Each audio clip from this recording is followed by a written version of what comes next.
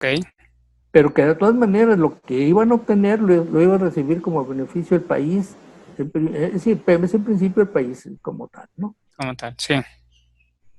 Hay una posición radicalmente opuesta a esto, Ujú, volver a la época en que Pemex hacía todo, sí, y bueno, no creo que ya sea el tiempo porque eh, las cosas cambiaron mucho. sí, ¿no? Mira, Como por que ejemplo, han cambiado mucho en los últimos 40 años, ¿no? pues sí y más, porque mira, por ejemplo, Sí, Poza Rica tú tenías unos taller de combustión interna, de carpintería, de pailería, de todo lo que tú quieras, con unas gentes, unos operadores, pero no eran maravillas, man. Los torneros te hacían cualquier pieza de cualquier cosa. ok. Nomás les enseñabas el modelo y te la hacían. Y la 100. Bueno, ¿por qué había eso? Pues porque cuando nació Pemex no había nada. Sí, claro. No Sí, había sí, pues quien no, hiciera no, eso. Entonces, hubo necesidad de crear todo eso. Pasan ok. los años y luego llega alguien que dice, no, es que eso no es el negocio de Pemex. Reparar carros y pintar piezas no es el negocio de Pemex, eso lo podemos comprar. Bueno, sí, ahorita sí ya podemos comprarlo. Hace 30 años no. Ujú, Y entonces empezó a desmantelarse todo eso, ok. pensando en que no era el negocio de Pemex. Y tal vez tengan razón. Sí, Pero eso que significó una pérdida de conocimiento de gente muy valiosa, de gente muy conocedora, muy habilidosa, que ya no la encuentras. ok. Ok. Sí, claro. No, y ni la infraestructura, pero ni la infraestructura tienes ya, ¿no? Pues no, pero además aquí, hablando de infraestructura, hay un problema que yo en lo personal le sigo teniendo cierto temor. Porque a mí, vas a decir que a mí que me importa, pero pues como caballo del ejército, huelo pólvora y relincho. Este, la cosa está en que el mantenimiento. El mantenimiento tenemos un rezago de más de 30 años. Sí, sí, sí. Hay pozos, tubos, vasijas, tanques, lo que tú quieras, que ya rebasaron su vida útil hace mucho tiempo. Ese es un altísimo riesgo. Ok. Que los accidentes no han sido tantos porque se ha bajado la producción y la presión con los que se manejaba, pero si los vuelves a arrancar o aumentas la presión o los volúmenes, cuidado. Van a reventar literalmente. El precio del petróleo. Sí. Lo comentabas al principio, ¿no? Que hace unas semanas de repente los futuros estaban en menos $32. Uh -huh. Y sube y baja. Cuéntanos un poco de esto, de los futuros, que no es el petróleo en sí, ¿no? Si nos puedes comentar.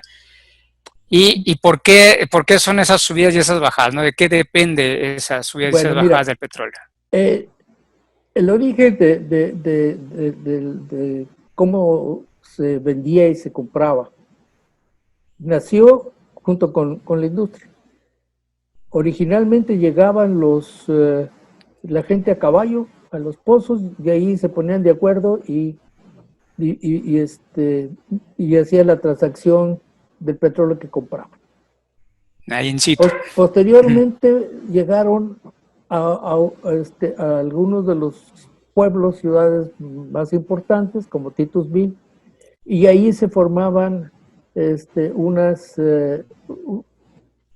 pues en los hoteles o en los bares donde se podía, se armaban unas subastas. Y de ahí Ok, llegaban y unos compraban y otros.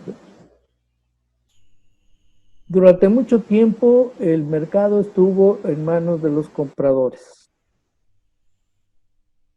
En la medida en que se fue globalizando las cosas y nacionalizándose el petróleo en muchos de los países, el que empezó a tener control fueron los vendedores.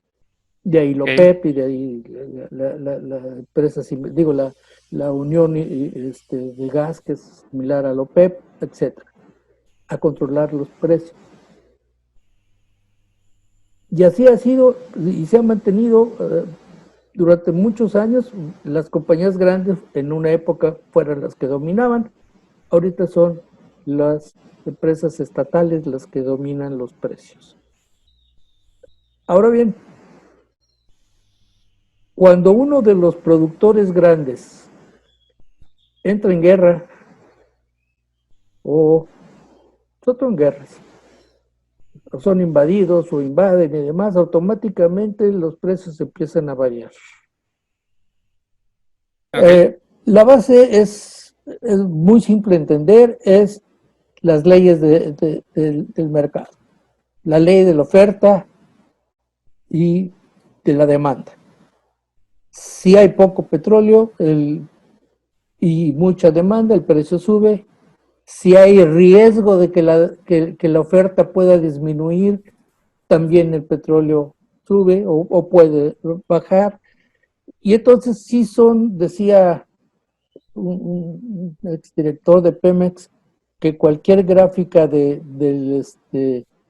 los precios del petróleo se parece al electrocardiograma de los que compran y venden. Así es. Cada vez que alguno de los grandes, mueve un dedo, los demás empiezan a temblar, ¿no? Sí, claro. Y es esta la razón por la que le dedicas, es que me llamó la atención que el último capítulo se lo dedicas a las guerras. Bueno, es algo muy curioso, porque efectivamente la interacción que hay entre el petróleo y el gas y las guerras es enorme. Casi podría yo decirte que ha sido causa de muchas guerras, y te lo puedo asegurar que el que tenía lo ganó y el que no perdió. Okay. Si nos vamos a los grandes, sobre todo a la Segunda Guerra Mundial, se ve muy claro esto. Alemania lo quitaron de los grandes campos de Rumanía. A Japón le quitaron todos los grandes campos de Sumatra y el sureste asiático. Y pues simple y llanamente no tuvieron con qué poder seguir manejando. Se quedan sin combustible. Se quedan sin combustible. Ahora, hay cosas que menciona en el libro que a mí en lo particular se me hacen extremadamente curiosas. El ataque Pearl Harbor, que fue un golpe enorme hacia la flota de los Estados Unidos, de un lado, de donde estaban los barcos, estaba los tanques de almacenamiento más grandes para toda la flota del Pacífico. No los tocaron. A mí se me hace rarísimo. O sea, como falta de inteligencia de los japoneses, o sea, de haber sabido eso, deben haberlo sabido. Ahora, ¿por qué no se les ocurrió atacar eso? No tengo la menor idea. Pero si hubieran destruido ese depósito, los japoneses se hubieran apoderado del Pacífico. Mira. Ese es un caso. El otro es cuando los alemanes hicieron la contraofensiva a los aliados en el norte de Francia, pues le hicieron un hueco grande porque los agarraron durmiendo, aunque luego pudieron salir adelante, pero se quedaron a 5 kilómetros del depósito más grande de combustible de los aliados. Entonces, son de esas cosas que dices tú, bueno, y si no, si hubieran llegado, hubiera cambiado radicalmente la situación. En un caso los japoneses hubieran ganado, en otro caso los alemanes hubieran ganado. Ahora, otro caso que también vino a modificar radicalmente la geopolítica. Cuando el ejército de Patton iba avanzando muy rápidamente y ya se acercaba a Berlín, se quedó sin combustible.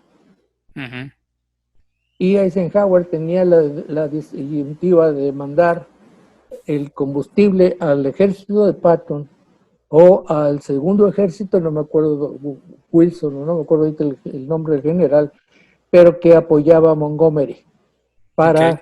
la entrada de los puertos en Ámsterdam y demás. Y la decisión de él fue esa, O sea, con darle Montgomery. combustible Ujú. al segundo ejército y no al cuarto de Patton. Patton hizo el coraje de su vida, que además no era así muy, tenía la mecha medio corta, Sí, eso cuentan. eso cuentan, pero al final de cuentas pues, tuvo que obedecer y ya cuando pudo seguir avanzando, El- significaron dos cosas. La primera es, se largó la guerra casi 6 meses, con una cantidad de bajas terribles, y la sí, segunda es que los rusos entraron primero a Berlín sí, y cambió radicalmente la geopolítica a partir de ese momento. sí, claro. Entonces, si hubiera entrado Patton primero, no sé qué hubiera pasado, pero definitivamente creo que no hubiera habido guerra fría. Sí, o por lo menos no, no hubieran tenido que dividir Berlín, ¿no? O sea, Lo más probable es que no. sí, Y al no dividir Berlín, automáticamente la de Unión Alemania Soviética no completa. hubiera tenido tanta fuerza, Sí, sí, sí, definitivamente. porque tenía ya Checoslovaquia y tenía Sí, todo sí. el norte de Sí, Europa, ¿no? Rumania, Polonia, sí, eso ya los tenían Exactamente. ellos, sí, pero no, efectivamente, ¿no? Al no haberse hecho de la capital alemana, pues igual y se hubieran quedado Pues con los les hubiera aledaños, ¿no? tocado Sí, algo, pero no tanto. sí, sí, sí, En sí. fin, son eventos que se me hacen muy, muy interesantes. Por ejemplo, algo que es casi anecdótico, el que en la Primera Guerra la defensa de París se dio moviendo a los soldados en taxis, porque no había otros transportes, ¿no? Ok. Y llevaban puesto el taxímetro, o sea que se los pagaron después. Bueno, por lo menos no les dijeron por ¿no? En nombre de la ley como en las películas, ¿no? Y No, subes no, a no, todos. no. Aquí sí Aquí les. juntaron a todos los Sí. taxis en París y movieron a las tropas al frente para poder defender a París de los alemanes, ¿no? Ok, ok. Oye, para terminar, Sí, la situación que estamos viendo ahorita, el COVID, ¿no? Esta pandemia, frenó todas las industrias. correcto. Y por supuesto que le pegó al petróleo, ¿no? El Sí, precio del petróleo está por los suelos. Leía yo hace poco que el COVID aceleró la llegada a lo que se conoce como el pico de demanda, ¿no? O sea, este artículo decía que el autor, por lo menos, creía que ya no se iba a recuperar la demanda de petróleo, ¿no? Que esa que esperaban que pasara dentro de unos 15 años fue ahorita, porque creen que la industria de aviones, ¿no? Ya no se va a recuperar en la forma que estábamos antes de la pandemia y dan sus razones, ¿no? Que va a haber menos viaje de negocios, que se va a tardar mucho en recuperarse el turismo, que etcétera, etcétera. ¿Tú crees que sea así? ¿Tú crees que ya no vaya, no, que ya llegamos al tope y ya no se vaya a recuperar? no, mira, yo lo veo desde este punto de vista. Primero, el hombre, a pesar de que es un gran depredador, es el animal que ha podido adaptarse a todo. Yo creo que él y las cucarachas son los únicos que se han podido adaptar a todas las épocas, a todos los lugares, a todos los climas. Y ha sabido, de una manera o de otra, salir adelante de todas las crisis que ha habido, de las grandes guerras, de las grandes pandemias, de todo. Yo siento que esto, aunque se tarde, va a haber un repunte de la economía porque la gente tiene que vivir y la gente va a tener que cambiar sus estilos, cambiar los métodos, buscar nuevas formas de hacer los negocios, pero se va a mover. Y en cuanto se pueda mover y haya dinero, se empieza a reactivar toda la parte del transporte, que ese sería uno de los puntos que el petróleo tiene que mover. Y estamos hablando de terrestres, aéreos, marítimos, que todavía no hay nada que lo sustituya, ¿eh? O sea, puedes hablar de carros eléctricos, pero todavía barcos eléctricos, pues todavía no. Okay. Y aviones Sí. eléctricos, pues tampoco. O sea, que se muevan por electricidad, Sí, no. sí, sí, sí, sí. Entonces, esto va a suceder. Esto va a tener que cambiar radicalmente cuando, no sé, tal vez 30, 40, 50 años. Pero en el Inter va a tener que seguir utilizándose la materia prima. Okay. Oye, hablando tocando el tema ya, ahora sí, para dejarte tranquilo. No, no, ustedes síganle. El Dos Bocas, Sí, ¿sí? ¿Crees que sí sea rentable? mira, yo tengo que creer lo que todo el mundo que sabe de esto dice. Sí. Tú cuando tienes dos disyuntivas, cuando tratas de ver, de salir ya de que tienes el petróleo y bueno, ¿y ahora cómo lo voy a procesar? Una de dos, o pongo la planta junto a la producción y tengo tubos que van a la comercialización, o pongo tubos de las áreas de producción a las plantas que van a estar más cerca de los centros de producción De como tal. producción. Ok. En otras palabras, ¿qué pongo más cerca de mis pozos? ¿La planta o los tubos? Entonces, ahora, alrededor de Dos Bocas no hay mucho. Entonces vas a tener que poner un chorro de tubos. Tubos. Ok. Bueno, pero además, ¿qué tipo de crudo vas a procesar? Como están las cosas, no saben si va a ser crudo pesado, si va a ser crudo ligero, si va a ser crudo cuál. No se sabe. Ok. Nadie ha dicho para qué tipo de proceso vas a utilizar.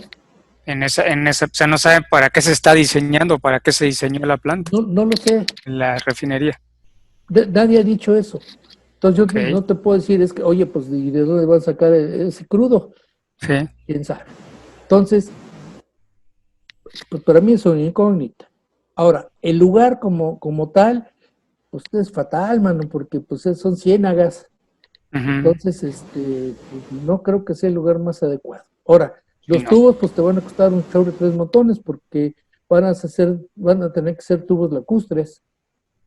Sí, para que puedan pasar por ahí, para que Pues sí, aguanten. y los tubos lacustres no los puedes pasar por encima, o sea, los tienes que hundir y los Sí, tienes que poner peso para que no floten, y, o sea, y su mantenimiento no es exactamente el más sencillo.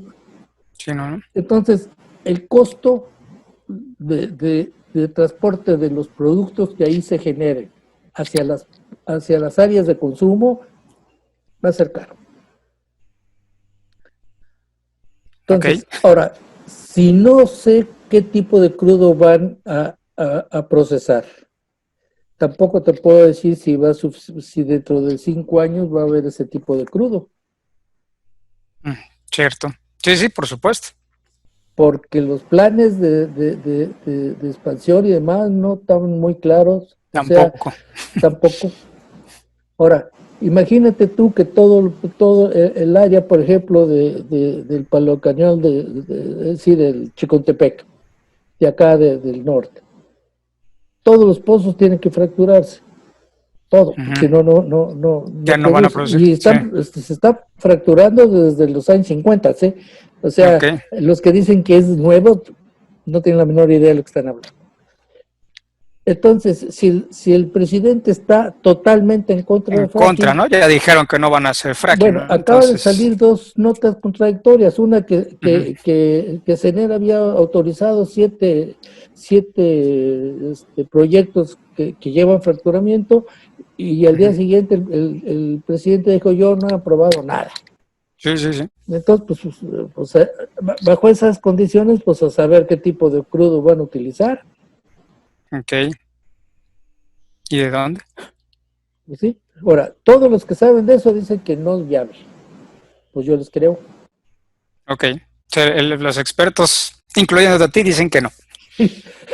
Pues yo tengo mis dudas, nunca he sido experto en esa área de refinación, pero bueno, hay ciertas lógicas que no cambian, ¿no? Sí, claro, entiendes más que nosotros, los comunes, ¿no? Ingeniero Carlos Fernando González, muchísimas gracias. No, hombre, al contrario, a ti. Ojalá que haya sido de interés. Mucho interés y muy entretenido. El libro, insisto, es muy bueno. ¿Dónde lo puede adquirir la gente? Bueno, mira, el libro lo tengo yo. Tú ya tienes un libro ahí, ya lo mostraste, pero sí. Bueno, pues aquí está, mira. Ahí está. Aquí tengo buenísimo. Sí. Entonces, mira, el que esté interesado, sí pudiera comunicarse a través tuyo con Raúl o con Laura y ya le hacemos llegar los libros, ¿no? Muchísimas gracias, Inge. Gracias a ti. Para que adquieran el libro, va a aparecer aquí en la pantalla el número para que puedan mandar un mensaje y vean cómo adquirirlo. También. Muchísimas gracias, que estén muy bien. A ti, hasta luego, gracias. Bye.